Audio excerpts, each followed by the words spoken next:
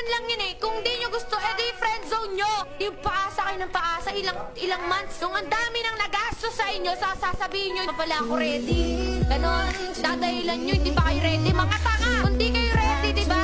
Di na dapat kayo nagpaligaw. Kung gusto nyo naman yung lalaki, kung nililigawan kayo ng lalaki, huwag yung pagastusin. Gumastos din kayo, mga king ina nyo. Ba, nagtatrabaho din yan. Magtrabaho din kayo ng panggastos sa sarili nyo. Raulo tong mga to. Give and take yan, hindi yung puro lalaki lang. Hindi porket lalaki lang gagastos ang gagastos. Matuto din kayo gumastos sa sarili nyo. Hindi porket manliligaw niyan, ganon. Real talk yan.